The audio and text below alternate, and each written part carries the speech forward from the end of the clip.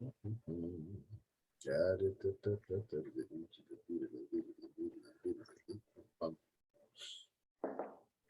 right.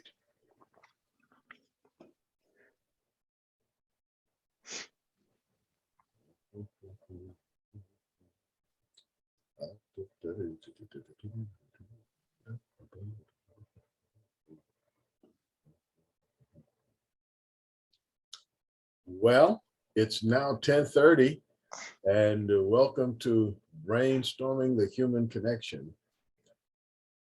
This is going to be fun, as usual. Today, our esteemed guest is Arthur McCray. And Arthur has a rather interesting personal story he's going to share with us. And after we have shared some of his story, because this story is long, so won't fit a whole hour into an hour. It's got, it's got a lot more to it than that. But after we have shared some of his story, we're going to ask you to share some of your stories. And the kind of stories that we're sharing today are stories about reinvention. If you live long enough, there will be things in your life that will cause you to rethink where you thought you were going, or who you were, or what you were about. And sometimes you even can crash and burn, and things just, you reach rock bottom, or you trip on something that you didn't know was there. But for many reasons throughout our lives, sometimes multiple times, we have to reconsider and often reinvent who we are or who we thought we were. And so that's the kind of story we're going to be sharing with Arthur today. And I would be very interested in sharing some of your stories. So to the extent you feel comfortable with that, we're going to look to you, the rest of the audience as well, for your stories of reinvention, the challenges that you've faced, the things that made you rethink your path, all of that. One could reasonably ask, well, why go there in a space like this? It's because in our human journey, we have many of the same issues. And we often think we're alone and that our story is a lot more unique than it actually is. So to the degree that we can share our stories is the degree to which we can lean on each other, but we can also be leaned on. In other words, people can learn things from our stories, and they may be going through something now that could help them, or they may go through something later and that story can help them, or they may have gone through something and haven't gotten around to reinventing themselves. So with that, we're going to start with Arthur. Arthur, welcome to our program. I'd like you to start with kind of an elevator speech of yourself. Where were you born? Brothers and sisters, schooling, and then we'll get into your story after we've explored who you are a little bit. Let our fellow travelers get to know Arthur and who he is. Okay, thank you. I'm happy to be here. But I was born and raised in Houston, Texas. I had there's 5 siblings, so I had 2 older sisters and 3 younger siblings. And I mean, living life there. I played basketball and football in high school. Then I went all basketball and got a basketball scholarship. And that's how my journey began. And learned a lot from a lot of different situations. Okay. Now, tell me something about your reinvention. What was the thing that catalyzed the reinvention of who Arthur is? Yep. So my freshman year of college, I played basketball my entire life. So you do that, you're like, I love basketball. You're gonna do it for the rest of your life. So you assume. But then my freshman year, I tore my ACL, MCL, meniscus, everything in my right knee. Never had an injury before, and that brings you to a point of, a lot of different decisions, a lot of different outcomes. Can come from that. You can go back home, you can stay in school. And I think that was the biggest impacted moment of my life because it makes you look at things a lot different. What did you see when you looked at things different? A lot of times for me, it was like, okay, my life was basketball. And you're moving from that, you're like, okay, who am I as a person? Because my identity was surrounded around sports and trying to be the best basketball player you could be in training, and you take that away, you have to develop who you are as a person. And who is Arthur without that thing that you love the most? So sitting there, you do a lot of thinking, a ton of what to do next, and how do I move past this situation. And it all came from that, for me, self-discovery, and taking a step back and saying, okay, this is where I am, and I got to cope with this. I got to know that this is my current state, and I don't want to be here. So what do I have to do to better my life and better the lives of my family as well?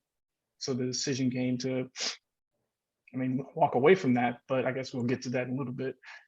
Yes, but I'd like to know, like, what did you discover about yourself? You said, well, there was some self-discovery.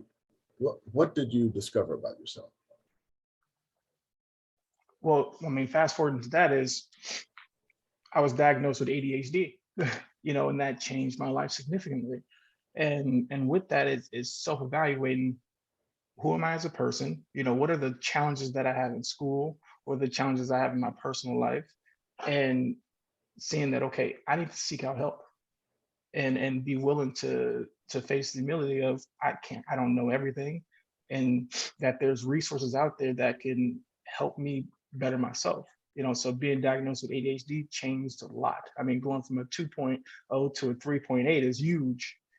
And for me, it opened up a whole nother set of doors of, I can do this. For the first time, you see within yourself that a long time ago, people say you couldn't do this. You can't, pass tests. You can't get the best grades in the class. And you struggle. But a lot of that is internalized. Is, okay, that's who I am, and that's not necessarily reality. You can be whoever you want to be, but it's a matter of figuring out what are the steps within myself that I have to do. And a lot of it is self-discovery in the form of, this is what I struggle with. This is what I'm good at.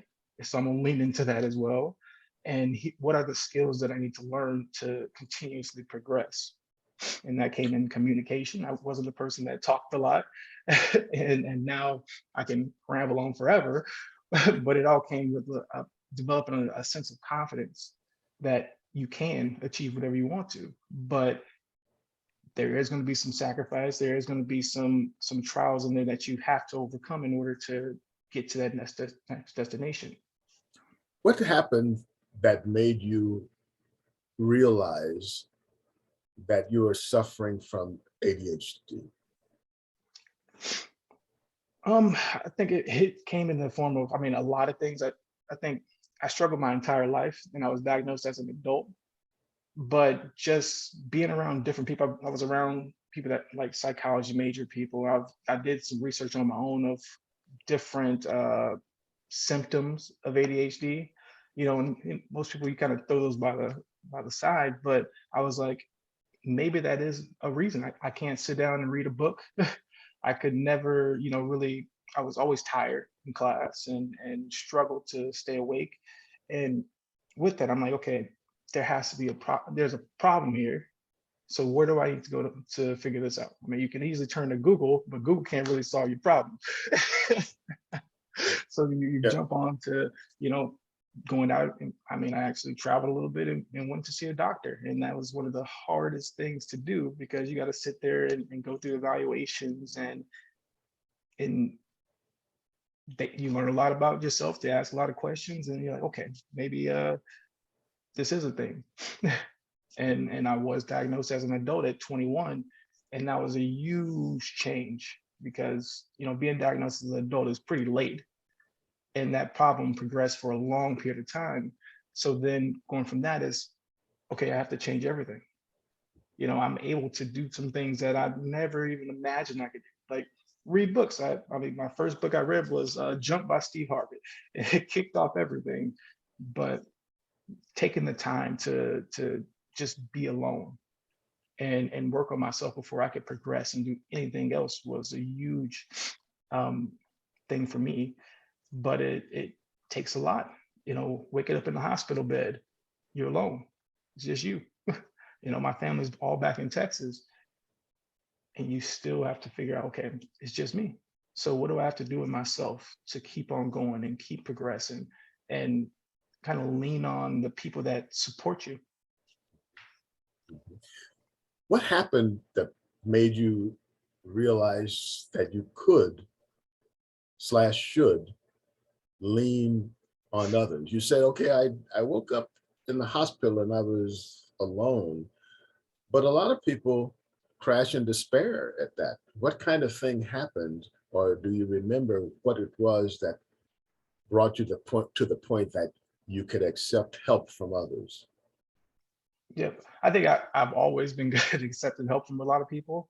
And at that time, I mean, you can easily push people away. I mean, it's very, very easy to do that. And this essentially for me, it was a matter of, okay, do they believe? They believe in me, so I need to believe in myself. And that's what has been my entire life is there's a lot of people out there that believe in you more than anything, and people refuse the help or refuse to acknowledge that that person actually believes in you. So the simple words of I believe in you go a very, very long way. So I've always been able to lean into those words and find the courage to take one step, and that one step is not always the best step, but it's something. You're moving in some type of direction. And through the failures, through different trials and continuously moving forward, you you make progress very, very quickly. And you just accept that the failures are going to come, but failure is a false alignment in life. And you can continuously move forward. So leaning into those people and leaning to those words, you don't necessarily have to have a person there telling you every single day, like, hey, you got to do better. Is knowing it and keeping it in the back of your head and saying, okay, I have those people. They're there. I can call them anytime I need. But for right now, I'm going to take this step by myself. I'm going to keep on doing it and seek out and encourage other people to do the same thing. Because when you become a teacher and mentor other people to do the same thing while you're struggling or in a little bit better place, it changed a lot. Excellent. Now, what kind of things did you start doing once you realized I got all kinds of opportunities here and I can do a lot more things? What did you do? Yeah. So what I did is I was moving into a business school. Like I'd never done that before, so everything's new. I mean, bigger classes, bigger everything. I'm like, wow, this is crazy. Why But business, by the way? um, I don't know. I think it was like I said my subliminal dream. I've seen business people in TV shows and just out in public, and I always just wonder like maybe I could do that one day. And I didn't really know that was what it would be, but it just turned out to be business. When I went to a business school, so then you walking in there, there's a lot of different things, but I wasn't suited for it yet. So what I did is I said, man, this I don't know how to dress like a business person, so I took the time to go take business etiquette classes and just dive into every skill and everything that I could possibly think of that could make me better in that place. And that prepared me a lot faster than just going to class. Working 3 to 4 jobs prepared me for a lot of different things, and you learn a lot from doing those. I mean, from factory work to, I mean, everything. Mhm, Those things prepare you over time. mhm. So you were talking about your uh, classes. You enrolled in some business classes. Can you continue with that? What happened on that path? Oh yeah. So just being enrolled in classes, I had always been good at like, I love talking to the professors because they're always the ones that knew a lot. So I befriended all the professors, so anything I needed, I'm like, can I get help on this? Or I'm like, I know you guys typically, don't crack down on students and don't, hold them accountable for everything, but I want you guys to be the hardest you've ever been on me, because that's the thing that always propelled me and pushed me forward. Because constructive criticism has been the thing that pushed me forward in basketball. It's the thing that's always pushed me forward in life. So kind of always getting that feedback gave me a path for success. Can you tell us some examples? Give us some examples of how that works for you.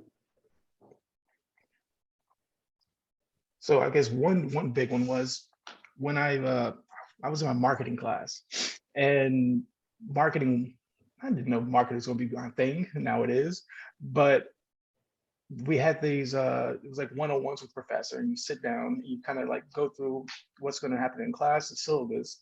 And that's when I told him that. So then we were doing an assignment, and you think you produce your best work sometimes. You sell yourself on it. And I did this assignment, and I took it in a way that wasn't aligned. And of course they called me out for it. You're like, on the side, like, hey, this is what you did, this works, but it wasn't exactly what I'm looking for. So can you go back and fix it? Or we're just gonna give you a D or something. So you spend the time to fix it. But I mean, it's been a lot of those different situations. There was one when, I first got into marketing. You don't know it. I mean, you know what you don't know, but I got a D in marketing. And I'm a D in this day. I'm like, what? But that also pushed me into marketing because it was so fascinating to me. And I'd actually, I mean, in my standard, failed at it or not got a good enough grade in it. But that thing in itself was like, okay, I need to work a little bit harder at this and study a little bit different and develop different types of studying skills than I've ever done before. So kind of like figuring out that I'm better at studying alone in the deepest, darkest corners of the library rather than at home, and just honing into those little bitty skills of figuring out who I am as a person, like what works for me doesn't work for everyone else. So kind of tap it into those exact things help me. You mentioned earlier that mentoring other people helped you in your journey. Can you talk to us a little about that? Oh yeah, definitely. So like during my life, helping other people has always been the thing that pushed me forward. So you can be in the worst place ever, and that can give you a little bit of light, and starting a business or anything you do in life, if you do it with the intentions of helping other people, it changes everything. And for me, mentoring and coaching and seeing other people succeed and get better has always brought me a lot of joy. So I've always tapped into the nature of, okay, even if this person is where I am today, we can help each other with something. Even if this person is better than me, I could help them with something, this perspective or whatever. But knowing that there's always people out there that need a little bit of assistance, or maybe a few words to keep them going, or maybe just a person to talk to, and that has always been a huge, aspect for me. Is I've had those people, or kind of sought out those people, but being there and coaching and believing in another person has always been a huge aspect for me. And it's always helped, helped that person tremendously. But it's just, things are bigger than me. And I always, approach life to the internet standard is it's bigger than me. If I can help that person become the person they want to be, or become a better person than they ever imagined, or see something in them that they can't see in themselves, that always propelled me forward, and it propelled them forward. Tell us about the business that you are engaged in now, and how did you get to that, and what do you do? So my business is called Advie. I'm the founder and CEO of it. So what we do is we match businesses to marketing agencies nationwide. And sounds simple, very, very complex to do, but it was a matter of, okay, this business is looking for help in marketing. What are the goals? What are they looking to achieve? So my company works to figure out what all those things are, then partner them with a marketing partner that can best fit their needs, and not just fit their circumstance of where they are today or the place down the street that everyone goes to. It's a matter of figuring out what's the best connection and what's the best company that can push this company forward. But I'll circle back and say, I may have the weirdest way of coming up with the idea of the company, but it took me a few years to really manifest it and bring it to life. But it all started with this need to help marketing agencies and this need to help businesses. And I knew that there was a huge divide between the two.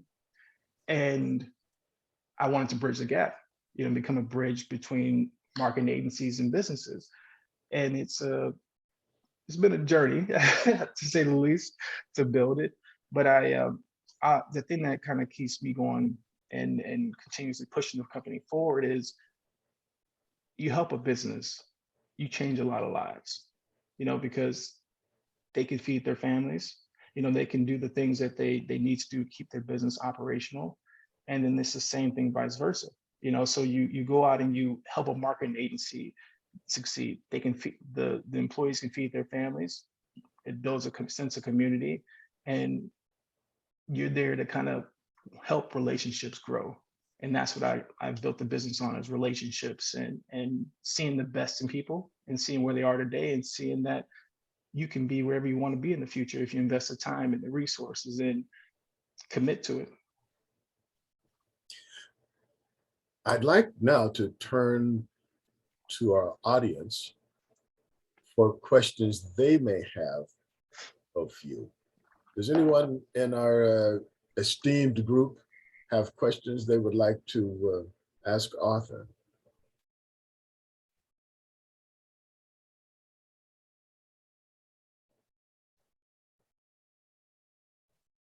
Anybody?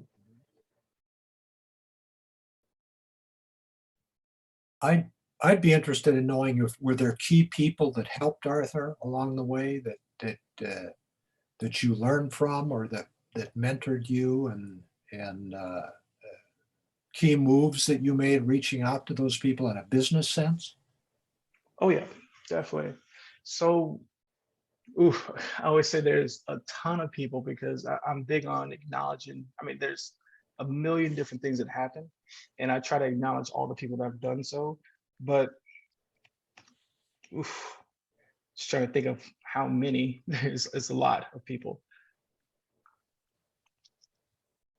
I'll just pick up a couple. I mean, I still talk to my professors, with Rand Morgan, Emily Paulson at the University of South Dakota. I mean, I have some very excellent friends, here in Sioux Falls, but yeah, it's very hard to think of the key people. Oof. Tough question. Great question. Yeah. Sometimes the brain wants to like jam up when you know all those people, and in the conversation you'll be talking about them all the time, and then somebody says, "What's the guy's name?" I knew it a minute ago before you asked me. Yep. I know there's a second. Go I ahead. know there's a second part of the question that I may have missed. What was that? Well, one of the things I thought of when you were there was there key moves that you made to make that transition. I mean, you looked at your ADHD, and that was really important. Your mindset must have changed, and were there key decisions that you made along the way that helped you propel yourself forward? Oh yeah. So in college, one of the things that a lot of people lean into the college lifestyle, and hanging out with friends and all that stuff is great. But what I did is I said, what type of situations do I want to put myself into better? So I actually worked at a hotel to build my communication skills. And I knew that working in the hotel would, I would meet a lot of people, I have to interact with a lot of different types of people. And it also gave me the time to read on the side, so that was a huge thing for me, but it just opened up another set of doors that I didn't know was there. And then it helped me work on my communication. At the same time, I did reffing stuff, so I helped at the university, kind of working with different students and reffing different games. But it's just doing a lot of different things helped me propel from reading. So taking up and reading 50 books a year changed my perspectives tremendously, because now you're reading about, my thing is I love to read business development books or personal development books, because I hone in on that personal development of who can I be, who am I today, and what are my problems, and I rationalize with those, because I think some people have the tendency not to, they see the problems, they know they're there, but they don't take the necessary steps to kind of resonate with them and understand them at a very, very deep and intimate level. And then from there, it's hard to move forward, because with a broken foundation, all those foundations, your why, essentially, that has been a thing that people forget about is what is my foundation like, and how can I build and mold that before I can move forward. And ADHD is more of a foundational piece for me.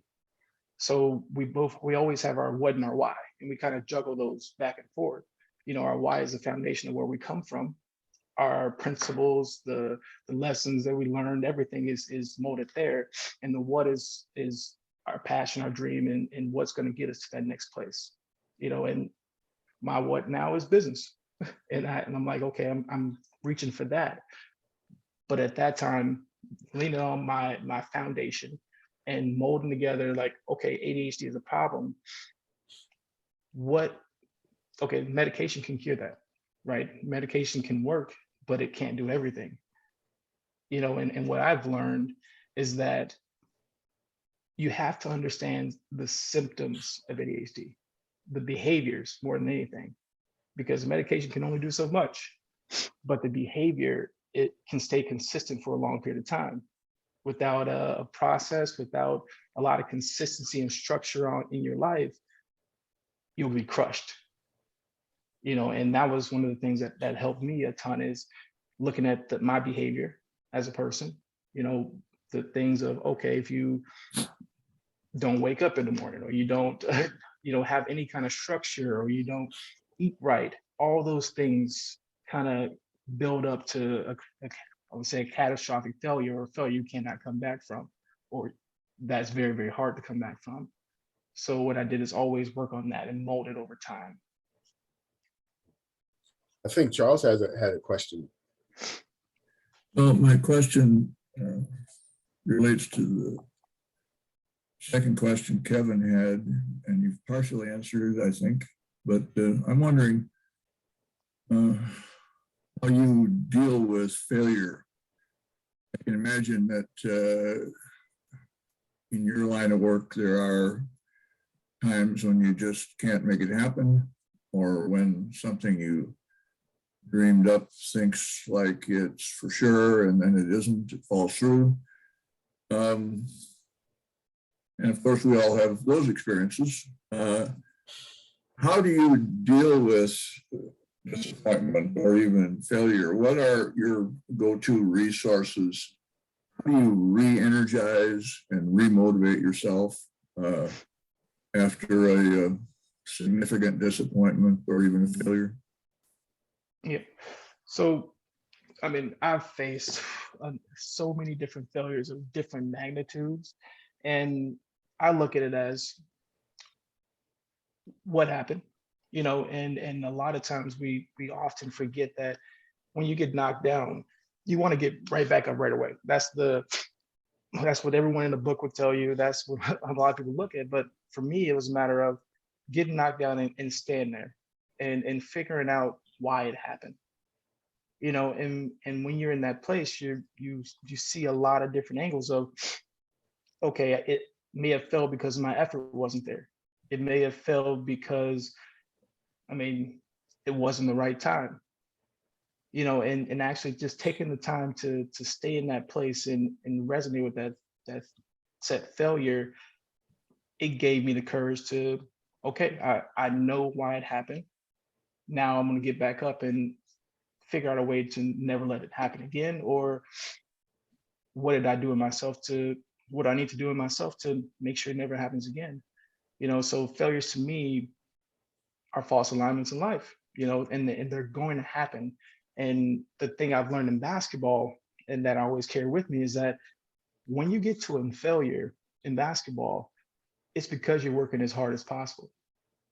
But if you're not getting to that place, you're either, I mean, oftentimes not actually working as hard as possible. You're working with a constraint of some type, saying I'm not going to max out my potential. So the thing I always look at it as, if I get to that point, I actually work towards it. I know it's going to happen. So when it happens, I know that I'm on the right path. I just have to realign a little bit and continuously move forward. Can you talk a little bit or expand on that idea of false alignment in life? Yeah. So we may have had this conversation a little bit before, but I view everything as driving. Everything is because it relates to everything that we do every day. You know, so when I say false alignment in life, I mean, I there's two things that pop up. Is first is the principles my dad taught me when I was growing up. You know, and he may not have thought he was, but he taught us to always wash your car, always detail your car. You know, and that stayed with me my entire life, is because when you wash a car, when you detail it, you have to know that the minute you drive out of the car wash, it's going to get dirty again. You cannot clean every single aspect of it. You have to rationalize with it and say, okay, it's good enough. And with good enough, you got to keep on going. You know, and then I flip out of that to driving. So when you're driving, there's always turbulence. There's always a detour, especially if you're in Sioux Falls. There's a detour everywhere. and you're always navigating. You know, we always have a destination that we're going to, but the time it takes to get there, who knows? it's no one knows. So for me, it's looking in the rear view and saying that the rear view is small. It's there. You got to know what's on your left. You got to know what's on your right. But when you're driving, you're looking in front of you at all times. You know, and we need to stop and take time for ourselves more than anything. So you need to get gas. You need to refuel. You need to, sometimes you break down. You got to walk a little bit. You know, and that's that failure aspect. But knowing that is going to come is a huge aspect. It is huge. You know, and for me, I've kind of built and molded my life to what works for me. You know, like, what are the habits that I have to enforce on myself in order to be successful and sustain it for a long period of time. And I know I'm going to break every now and then, but I structured everything to basically make it work. You know, and one of the other things is we all try to move to our destination extremely fast. You know, and that is not the reality. You know, sometimes you start off with a little bike with some training wheels. You know, sometimes you got a fuel efficient vehicle. You know, and that vehicle is yourself. And essentially working on that vehicle, taking the time to redevelop it and make it better, that propelled me. And that's the thing that keeps me moving towards my destinations and not alluding to failure as the worst thing on the planet. Jonathan, did you have something you wanted to ask or say? No, that was my dog barking. That was my. Oh. Well, put him on. Put the dog on. There you go. I think he likes you, Arthur. Oh. I like you too. I really enjoy. I looked at your website before the Zoom, and kind of got up to speed on, did my best anyway from that approach. But how are you finding from the client's reaction? It's very unique. I've actually got quite a bit of agency experience, and it's just one of those ideas that it's very exciting to me.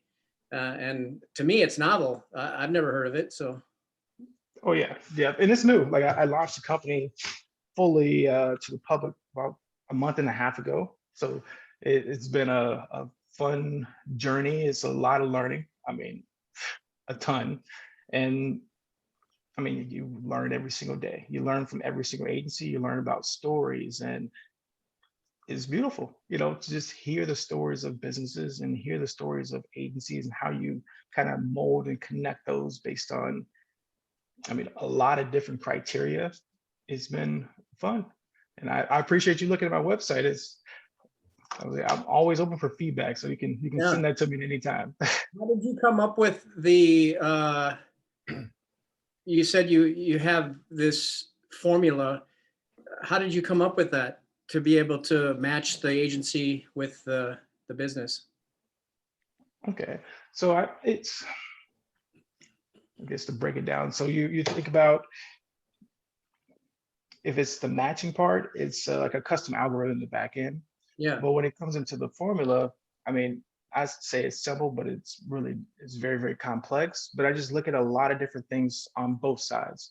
So if you're evaluating a business, for instance, you have to look at the company as a whole. You got to look at, I mean, everyone has a book value. I mean, every company has a book value. So you look at it on the books and everything looks good. But when you actually go in and you interact with the people and you learn that, okay, on the outside of this organization, this is what it looks like. When you step into this organization, this is what it looks like. That's the story of the business. That's the story that their customers see every day.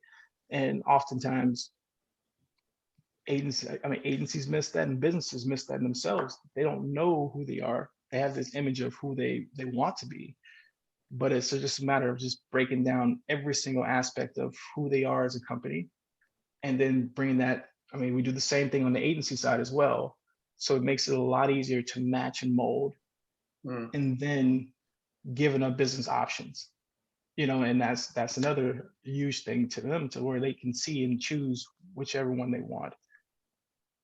Yeah, I think, but I do want to make sure that I get this downloaded to you, because I think I'm so excited about your business, and it's because some of the greatest creativity can come from not trying to force it. And by that, I mean, the great agencies, they would actually have a team that work on a project that didn't even know anything about the project. They would just dump it into the system, because what happens is a lot of times agencies limit their creativity based on their human resources, who they have working at their agency and what budget they need to justify. And that's wrong. That's terrible creativity. That's forced creativity. So your business model is so brilliant. I love it, because it's accurately matching needs and truths. It's matching truths. So thank you. It's so refreshing. That is so important to say, Jonathan. And I think it's important also to look at our own personal lives in that way, how much we limit ourselves by what we think our resources is, and putting so much weight on that we forget what it is that we really want to do. And we overlook people who could help us find the resources. Just because you don't know the resource doesn't mean you can't do that thing. So we often get boxed in that same way. Oh yeah, it's a huge thing that happens all the time, because for me growing up, I didn't have much. We weren't. I mean, we were in a place where people had a lot of money there, but we didn't. So you can easily get trapped in in my home, we don't have the resources. In my home, we don't have the things that we need. But my thing was, where are the resources? And if it came to studying for SAT or anything that I needed, I had to go to the library, and that was the resource for me. And libraries are always there. libraries have computers and books, so taking the steps to know that those are there and not throw them by the wayside because they're not good enough. And me, it was taking the time to go there, and yes, I couldn't have the best tutors on the planet for SATs and any of that stuff.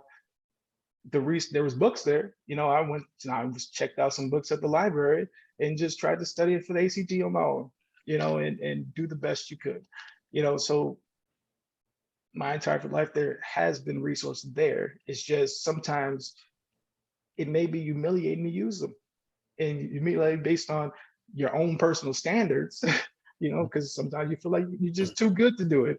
But in reality, just facing the truth of the matter and saying that I can go in this place. I'm not too good for anything, and that changes everything. To where resources, are everywhere. We just need to figure out the right one, because resources are always there. It's mind-boggling to me to just look around and see the sheer amount of things that are out there.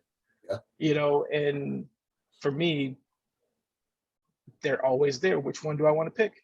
It's selection. Google is a resource. YouTube is a resource.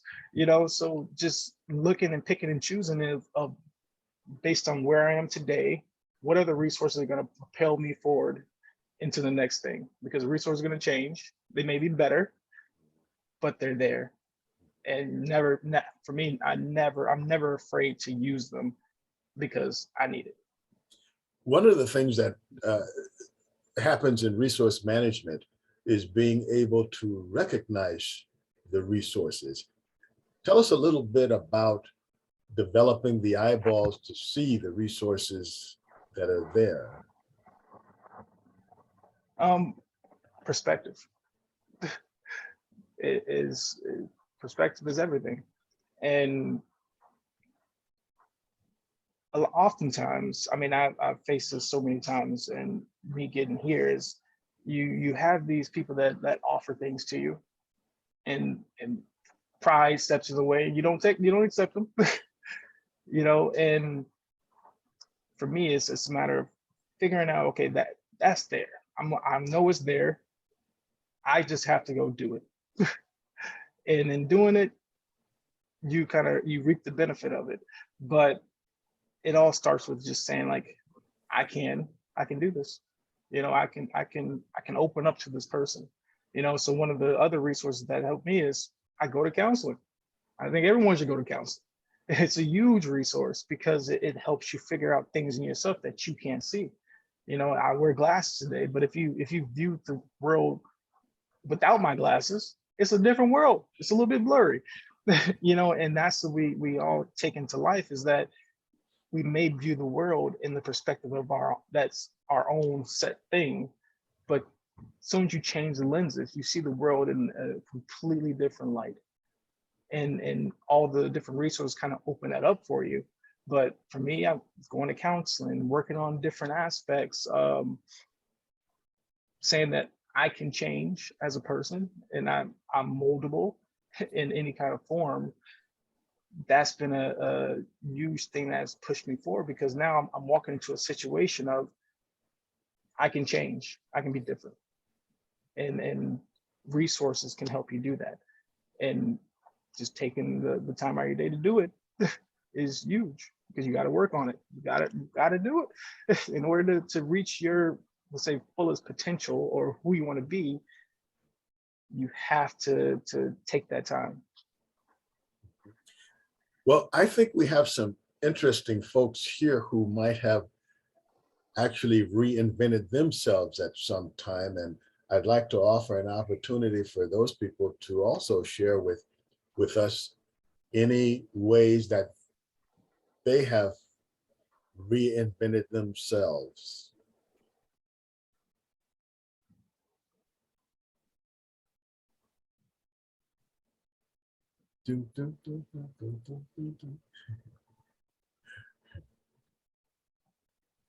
Well, maybe you guys want to think about it some, or maybe it's like too startling, X-rated. Not suitable for children, you know.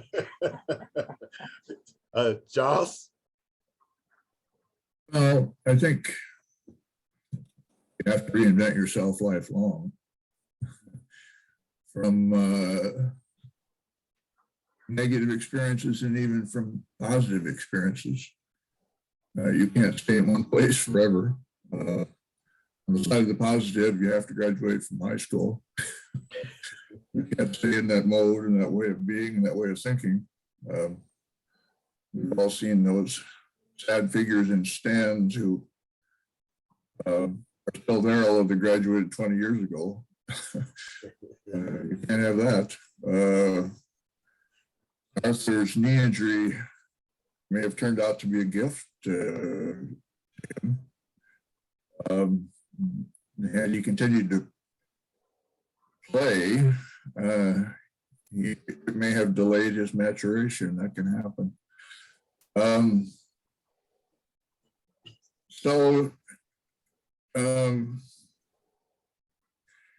Either way, you can be taken down.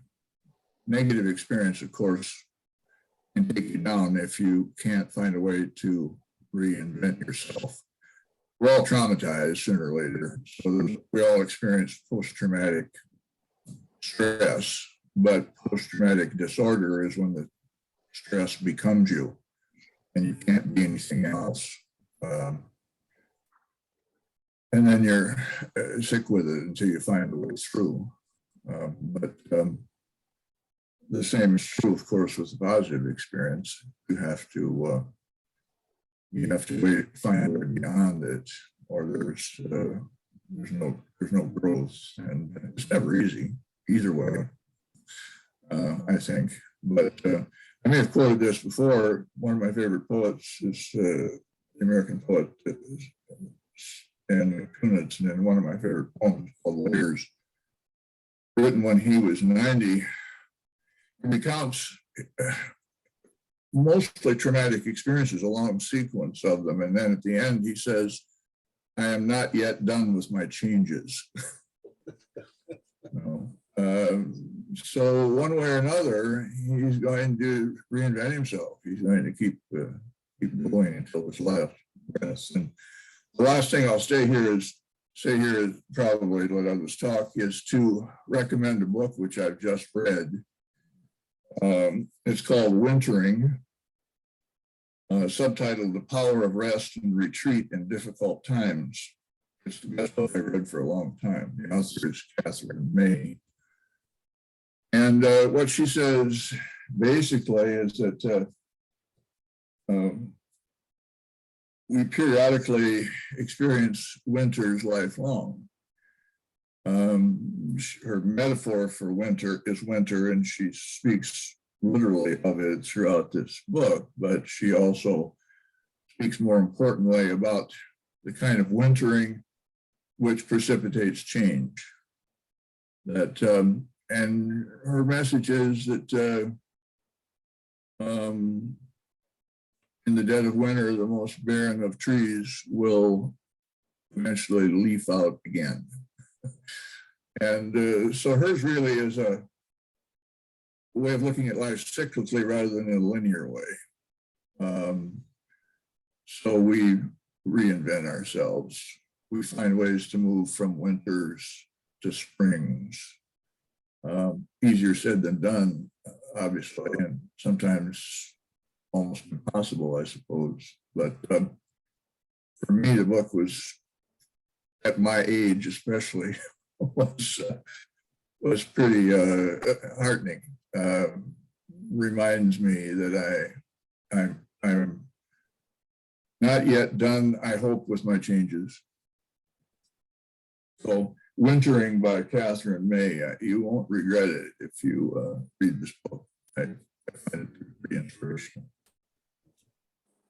Good. Lee, you look like you had something hot on your mind. I do, because I agree 100%, Arthur, with what you have been saying. And if I don't have the name of your book, I sure would like to have Lawrence send it to me. I believe in all of that. Have the beginning of my life. 2 marriages, both died. That would be the reason. 2 different lives. And now going through grief, it is another one. I had a son who's a physician, electrophysiology. Through an infection, he became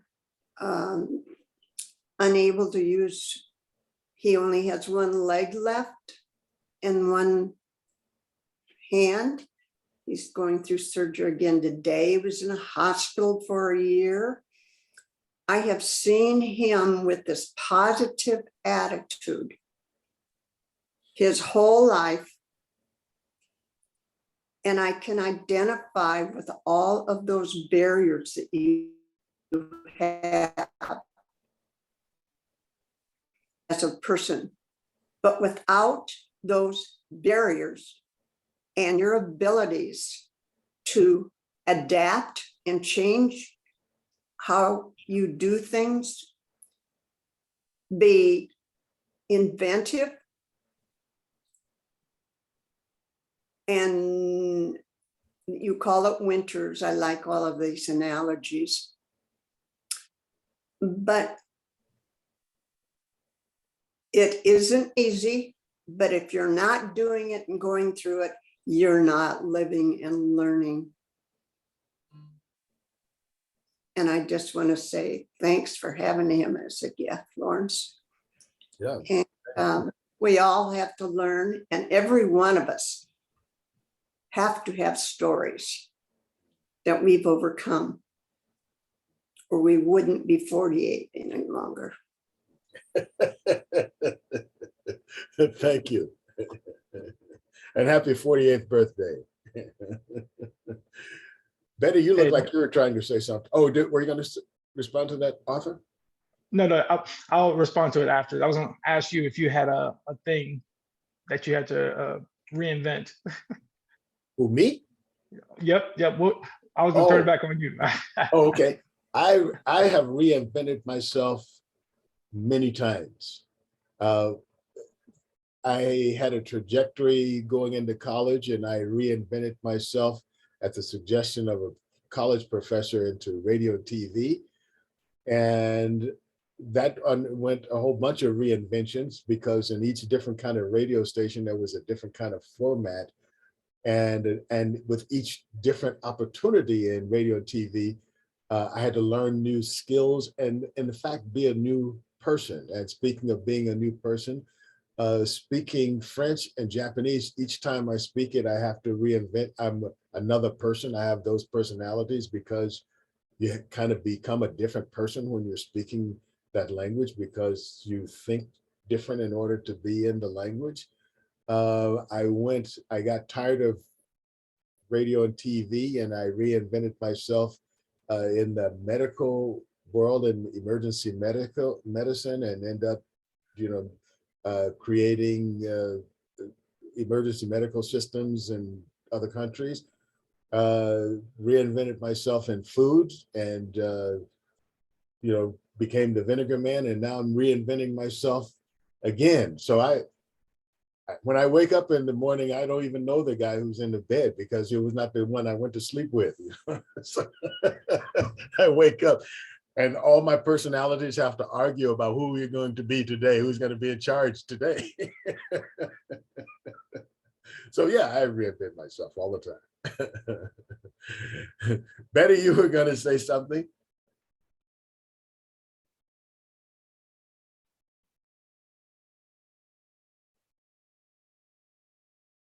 Oh, I'm on a new device today, and I don't know my way around any better than I did on the old.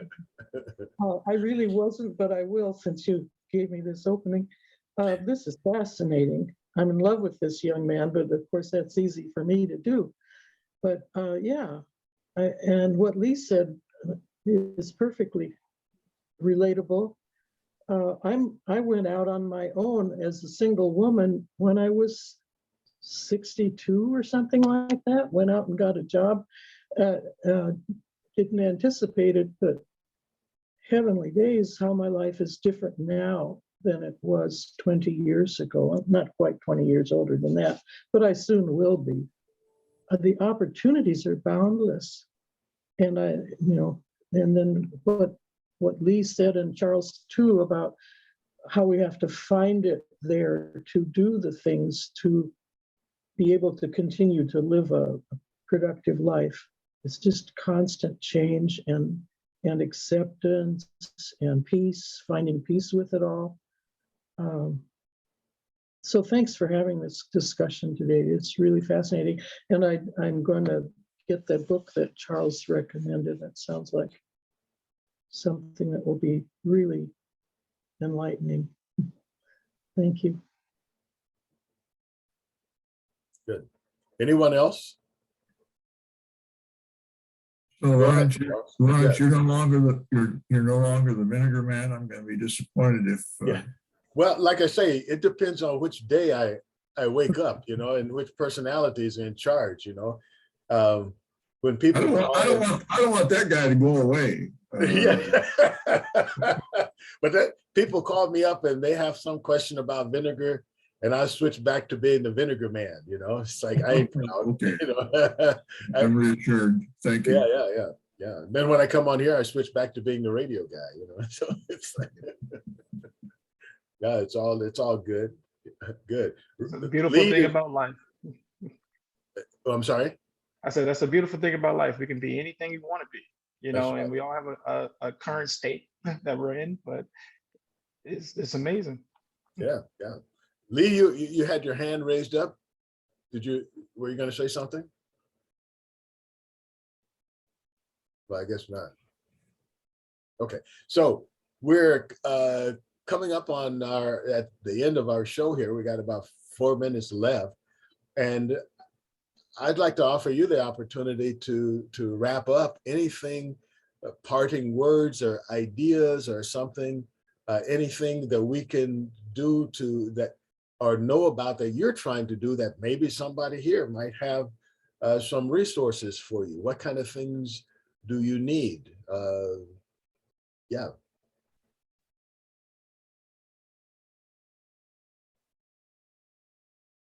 No, I'm talking to you, Arthur. Oh, sorry. I thought you were talking to the group. So No. no, it was a pleasure being on here today and listen to everyone's story and get the opportunity to tell my story. And if I have any word for anybody else is that you're never alone, you know, and that no matter what circumstance you're in, you know, there's someone out there that, like you said earlier, has been through the same thing and that can resonate with it, you know. And the other thing I'll say is that every single story is unique, you know, and I don't like to put anyone's story by the wayside. Like every story is unique and every person is unique in their own way. So being able to tap into that aspect of who I am as a person and tell your story brings a sense of pride to everyone. So because it doesn't matter what your journey has been like, you can easily say that person's journey over there was harder and it downplays your journey, but every single journey is important and every single person is important, you know. And so if we could all find the courage to help another person with kind words or, you know, anything of that light, it changes the life. I mean, it changes people's lives every single day, you know. So I thank you all for having me on the show today. It was a pleasure to tell part of my journey. And please feel free to reach out to me with any questions or anything. I'm always open and always here to help anyone. So thank you guys. Thank you. One of the things that I really took away from authors sharing with us today is how important it was that he helped other people while he was helping himself. In fact, they go together. When you help others, you are in fact helping yourself, even if it may not look that way right at that time. A lot of people who are alone and feel lonely will find benefit in reaching out, in helping others. Sometimes we look at life like, well, I need help, let me go get some help for me. And often the best help you can give or get is the help you give. So if you go out and you try to find ways that you can help others, that is often the help that you need. And it's interesting how you talked about how looking for ways to help people helped you to help yourself. And that is, in fact, what happens most of the time. If you're going to have a good business, if you don't offer anything of value to anyone, why should they patronize your business? If you make something and it's just for you, why should anybody else want it, that thing? What is your unique thing that you offer? What is your business offer? What is your personal offer? If you don't have anything that you can do for others, or you have that, but you won't do it for others, that says it all, really. If you just invert, as we do in algebra, just invert the formula and you find the answer. It's like, that's kind of how it works. With that, we'll see you next week, same time, same station, and have some fun.